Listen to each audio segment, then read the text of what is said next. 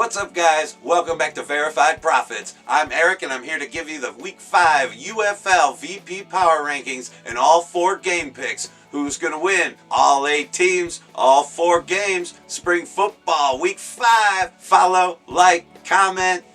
Let me know what you think. Let's go! Run it! Verified Profits Power Rankings, Week 5. Let's go! Taking over the number 1 spot, DC Defenders. Dropping out of the number 1 spot at number 2, Dallas Renegades. Solid number 3, Orlando Storm. Moving up a couple spots, number 4, Columbus Aviators.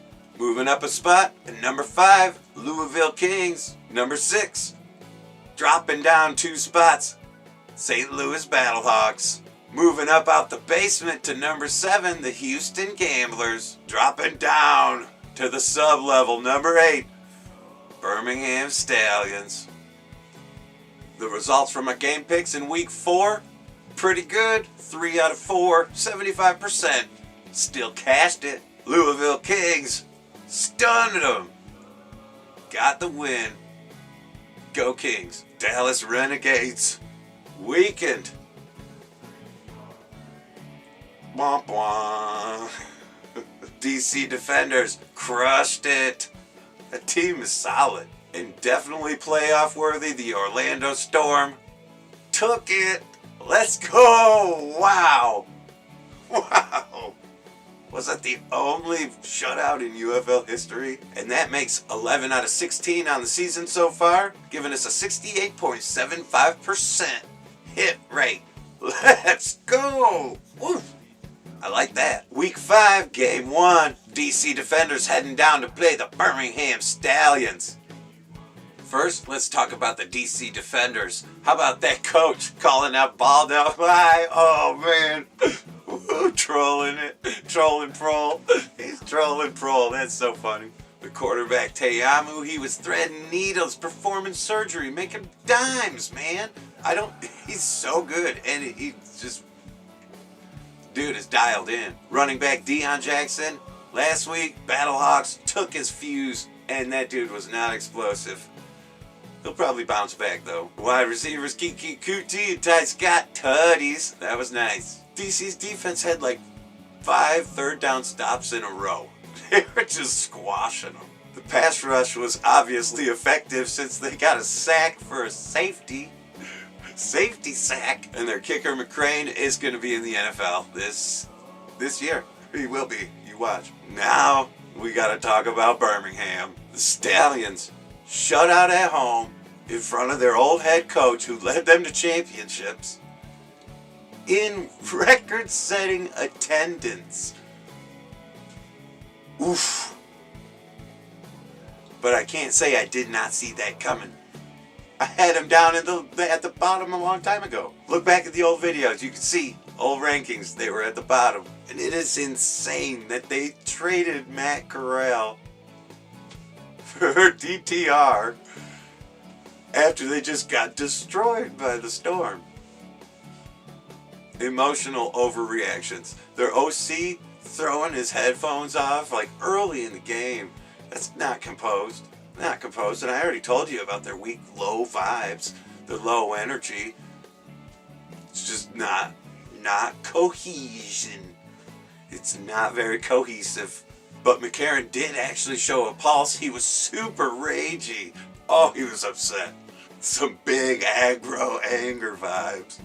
At least he showed something. Stallions offense could not get any momentum at all. Quarterback Matt Corral was so bad that they benched him at half. And I think he's their best chance. Came in with some backup they call Magic Mike. McFarland's a beast but couldn't produce. DC's gonna take it. Game 2, Saturday, the St. Louis Battlehawks heading down to play the Orlando Storm. First, let's talk about the Battlehawks. Luis Perez, new quarterback, traded to the Battlehawks. That changes the whole dynamic. That dude is top tier, upper echelon, the spring king. Obviously, we got to talk about Hakeem Butler. That dude is the Megatron of the UFL. He has so many yards after the catch. I call him Yakeem Butler. So much yak. He was catching prey balls, bro. Catching prey balls. You only see Herman Moore and Calvin Johnson Jr. do that. The Battlehawks were pretty competitive for the first half of the game, but that did not sustain. Quarterback Harrison Frost threw a lot of nasties. Oh, prey ball nasties. Who gets sacked in the end zone? And then Frost iced the game himself by throwing a pick. Super nasty at the end of the game. It was their last chance. I thought they could kick a field goal, go for the 4th and 12 conversion, and still try to get a touchdown. And they didn't do that, so I don't know if that was me or... Oof. The Battlehawks run stop started pretty strong. Their pass rush was pretty effective, forced a lot of 3 and outs, and they got a couple sackies. Their secondary was pretty tight, but they kept getting beat. Special teams, their kicker McCann missed an extra point. That's never good. Let's talk about Orlando Storm. They dominated the first half last week. Anthony Becht still has that great energy. That dude is a cool beast. Quarterback Jack Plummer, low-key, shifty, elusive. They could not get him. He squiggled away. They couldn't get him. And he's pretty cerebral up there, dialing it in, getting some dimes. He knows. Plummer. He's pretty good. And he's got legs. He ran like 60 yards or something. It was crazy. Super fast. For a QB. Orlando's defense started strong and they just kept destroying anything that Birmingham even tried. It was just sad. But they did shut out Birmingham in Birmingham. In front of Skip Halls and the whole family. It's okay, AJ. I think you can still succeed. It happens to everyone. Go get it, son. Orlando Storm's gonna take it. Send the battle squawks flying. Game 3, Columbus Aviators heading down to play the Houston Gamblers at noon. High noon. First, let's talk about Columbus Aviators. Wow! A grueling, slow, sludgy way to control a game. And just really grind it out. That was kind of hard to watch because we want to see explosion, but they were just taking what the defense gave them. Quarterback Jalen McClendon, we had him as an anytime scoring touchdown, but it busted. He scrambled, was going to get to the end zone, but he fumbled. Womp womp.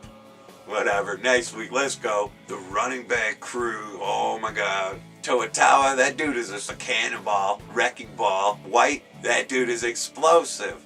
And I think Lovett is the weakest link of the crew, but that dude's still pretty great. The wide receiver Keke Chism, we had him as an anytime scoring tutty, and he tuttied. Ka-ching, cashed that one in.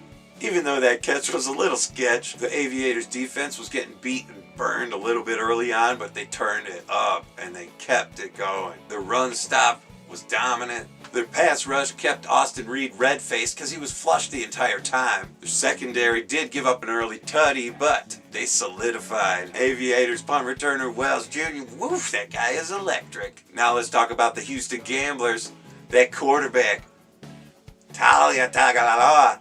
Oof, I just call him the Houston Scrambler because that's what he does. Scramble, scramble, scramble. Gamblers had a struggle fest all last week. Quarterback Nolan Henderson got benched at halftime, and Talia Tagalaloa, he came in. And he really is a little scamper, and the scamper's gonna scamp. They just really don't like it when they just scramble all the time. They did have a chance at the end of the game, though. Gamblers' running backs are super explosive. And Yarns, that dude had a 68-yard tud, and then he had like a 67-yard tud, but they called it back. Gamblers' defense came out at halftime roaring. They stepped it up. High motoring. The run stop was pretty decent, especially in the red zone. Pass rush was flushing the quarterback a lot, but their secondary was giving up a lot of passes. A lot of passing yards. So this week we're taking Columbus Aviators to take out the Houston Gamblers. Aviators take the dub. And the last game of the week, Louisville Kings heading over to play the Dallas Renegades. Woof! Let's talk about the Louisville Kings. How about that insane trade? Getting rid of their quarterback Jason Bean? Not really a great move. But they bring in DC's backup, Mike DeLillo. The Kings had a struggle fest the entire game last week, but all the Kings wide receivers showed up. It was a quarterback Jason Bean, green bean casserole, and everybody was eating. Sounds like they're going to use Chandler Rogers as their starter this week. We cashed another anytime scorer with the ex-Jag, James Robinson. That dude beasted. Not too surprised they cut Benny Snell Jr. because that dude is just like Anthony McFarland. He just can't produce. The dude is a cannonball, but he just can't get it going.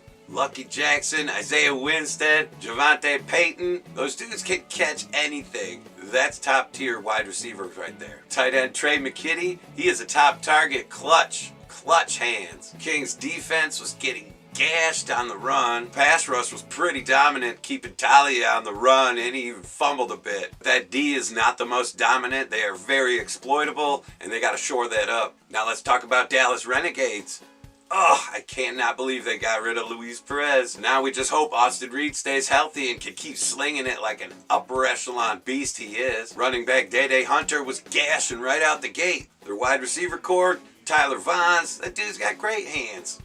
Lil Drake Stoops with his tutty. Burnett has got golden hands. Ward Jr., upper echelon versatility as a tight end right there. Renegades run stops, pretty stout, but they were exploited the entire game. Pass rush kept flushing pockets and sacking cubes. The secondary is really sticky, but they are beatable. It was a little brutal watching Dallas get taken out. 3 games in 11 days, a lot of injuries, and they were playing against a run-first team that just did not stop. But I think Renegades are going to show up strong this week and take the crown from the Kings. Dallas Renegades are going to take it. So there you have it. You got our VP power rankings and our game picks, the results from last week. Let's go. Doing pretty good. Really appreciate you guys watching and smashing that like button. Follow, subscribe, comments, all that great stuff. You guys are the best. I'll see you next week. Verified Profits. Let's go. Peace out.